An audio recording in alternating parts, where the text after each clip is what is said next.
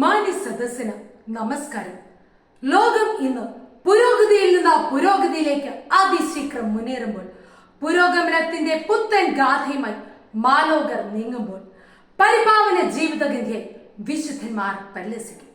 ഈ ചരിത്ര സത്യമാണ് അരൂപിയുടെ മേലപ്പുള്ള മനുഷ്യനെന്നും കാലത്തിനു മുൻപേ നടന്ന നവോത്ഥാന നായകൻ എന്നറിയപ്പെടുന്ന ചാവറേച്ചനിൽ കാണാൻ കഴിയുന്നത്. 19-ാം നൂറ്റാണ്ട് മാനവ സമൂഹത്തിന് സമ്മാനിച്ച ദീർഘദർശിയാണ് ഈ പുണ്യ തേജസ്. മരുഭൂമിയിൽ പെയ്തിറങ്ങിയ കുളിർമാരി പോലെ കേരളത്തിന്റെ ആത്മീയ സാംസ്കാരിക നഭോമണ്ഡലത്തിൽ കുളിരോളമായി വന്ന ചാവറേച്ചനോട് അധ്യാപക ലോകം എത്രമാത്രം കടപ്പെട്ടിരിക്കുന്നു എന്ന് നമുക്ക് ചിന്തിക്കാം. ജ്ഞാനത്തെ ഈശ്വര ഉപാസന കൊണ്ട് ജീവിതഗന്ധിയാക്കി മാറ്റിയ ആ കർമ്മയോഗി, താൻ ജീവിച്ച കാലഘട്ടത്തിന്റെ മുഖച്ഛായ മാറ്റിയ സാമൂഹിക പരിഷ്കർത്താവ് കൂടിയായിരുന്നു. അജ്ഞതയുടെ അന്ധകാരം മനുഷ്യ ജീവിതത്തെ മൃഗീയമാക്കിയപ്പോൾ വിജ്ഞാനത്തിന്റെ തിരി തെളിയിക്കുവാനും അധ്യാപക ലോകത്തെ സൃഷ്ടിക്കുവാനും അധ്യാപകർക്ക് മാർഗദർശനമാകുവാനും വിശുദ്ധൻ കാട്ടിയ ക്രാന്തദർശിത്വം എത്ര മിഴികൾ കൊണ്ട് കാണിക്കലും കാഴ്ചകൾക്കപ്പുറം, എത്ര വർണ്ണം മാറ്റി എഴുത്തിലും എഴുത്തുകൾക്കപ്പുറം എന്ന് പറഞ്ഞാലും അധികമാവില്ല.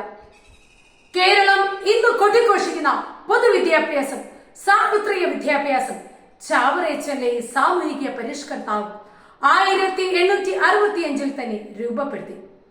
കണ്ടനും കോരനും കുമ്മനും കാളനും ഉത്തമനും അധർമ്മനുമായി ബാല്യങ്ങൾ തരംതിരിക്കപ്പെട്ട ജാതി വ്യവസ്ഥിതിയും പള്ളിയോടൊപ്പം പള്ളിക്കൂടങ്ങൾ സ്ഥാപിച്ച ചാവറ പിതാവ് ജാതി മത വർഗഭേദമില്ലാതെ ഏവരെയും വിദ്യാഭ്യാസത്തിലേക്ക് ചേർത്ത് നിർത്തി. നാം ഇന്ന് കാലുകുത്തി നിൽക്കുന്ന ഈ പുണ്യഭൂമിയിൽ പരിലസിച്ചിരിക്കുന്ന സംസ്കൃത പാഠശാലകളും കീർത്തിയുടെ കൊടുമുടിയിൽ തലയുയർത്തി നിൽക്കുന്ന വിദ്യാലയ സമുച്ചയങ്ങളുമെല്ലാം ഇതിന്റെ ഉത്തമ ഉദാഹരണങ്ങളാണ്. വിശുദ്ധന്റെ സൃഷ്ടിയിൽ അധ്യാപകർ സമൂഹത്തിന്റെ രൂപശില്പികളാണ്. വിദ്യാഭ്യാസം അറിവ് പകരുക മാത്രമല്ല, മൂല്യങ്ങളും വിശ്വാസവും മാനവികതയും വളർത്തേണ്ട ചുമതല അധ്യാപകർക്കുണ്ട്. വിദ്യാർത്ഥിയുടെ ഭൗതിക, ധാർമ്മിക, ആത്മീയ വളർച്ച ഒരുപോലെ പ്രോത്സാഹിപ്പിച്ച് അവരെ ഉത്തമ പൗരന്മാരാക്കേണ്ട ഉത്തരവാദിത്തം അധ്യാപകർക്കുണ്ട് എന്ന് ഉറച്ചു വിശ്വസിച്ച അദ്ദേഹം അധ്യാപകരുടെ ജീവിത മാതൃക തന്നെയാണ് കുട്ടികൾക്ക് നൽകാവുന്ന ഏറ്റവും നല്ല പാഠപുസ്തകമെന്നും ഉദ്ബോധിപ്പിക്കുന്നു.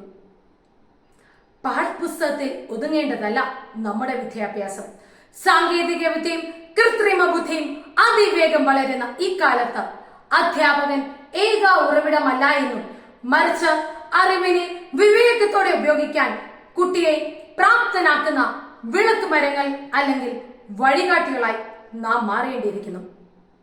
ഇന്നത്തെ അധ്യാപകർ നേരിടുന്ന ഏറ്റവും വലിയ വെല്ലുവിളി വിവരങ്ങളുടെ കുറവല്ല, മറിച്ച് വിവരങ്ങളുടെ അതിപ്രസരമാണ്. വിദ്യാർത്ഥികൾക്ക് അറിവ് എളുപ്പത്തിൽ ലഭിക്കും, എന്നാൽ ഏതാണ് സത്യം ഏതാണ് അസത്യം എന്ന് തിരിച്ചറിയാൻ അവരെ പ്രാപ്തരാക്കേണ്ടത് അധ്യാപകരാണ്. മത്സരത്തിനൊപ്പം മാനവികതയ്ക്ക് പ്രാധാന്യം നൽകുവാനും വിജയത്തിനൊപ്പം സ്വഭാവ രൂപീകരണം ലക്ഷ്യം വെക്കാനും കൗശലത്തിനൊപ്പം കരുണ വരുത്താനും അവരെ പരിശീലിപ്പിക്കണം. ഒരു നല്ല അധ്യാപകൻ വിദ്യാർത്ഥിയുടെ മനസ്സിൽ ചോദ്യങ്ങൾ ജനിപ്പിക്കുന്നു. മഹാനായ അധ്യാപകൻ ജീവിതത്തിന് അർത്ഥം കണ്ടെത്താൻ അവനെ പ്രേരിപ്പിക്കുന്നു. അധ്യാപകന്റെ ഓരോ വാക്കും, ഓരോ പുഞ്ചിരിയും, ഓരോ പ്രോത്സാഹനവും കുട്ടിയുടെ ജീവിത ദിശ മാറ്റാൻ കഴിയും. അതുകൊണ്ട് തന്നെയാണ് അധ്യാപന വൃത്തി ഒരു ജോലിയല്ല, മറിച്ച് അതൊരു ദൈവവിളിയാണ് എന്ന് പറയുന്നത്. ചാവറ പിതാവ് ഒരു വ്യക്തി മാത്രമായിരുന്നില്ല, ഒരു ദർശനവും ഒരു പ്രസ്ഥാനവുമായിരുന്നു. വിദ്യാഭ്യാസത്തിലൂടെയും വിശ്വാസത്തിലൂടെയും സ്നേഹസേവനത്തിലൂടെയും ഒരു സമൂഹത്തെ രൂപപ്പെടുത്തിയ അദ്ദേഹത്തിന്റെ ജീവിതം ഇന്നും ഓരോ അധ്യാപകനും വിദ്യാർത്ഥിക്കും പ്രചോദനമാണ്. അദ്ദേഹം കൊളുത്തിയ അറിവിന്റെ വിളക്കം തലമുറകളെ പ്രകാശിപ്പിച്ചുകൊണ്ടേയിരിക്കുന്നു. ആ പ്രകാശം നമ്മുടെ ചിന്തകളിലും പ്രവൃത്തിയിലും ജ്വലിക്കാൻ കഴിയട്ടെ എന്ന് ആശംസിച്ചുകൊണ്ട് നിർത്തുന്നു. നന്ദി, നമസ്കാരം.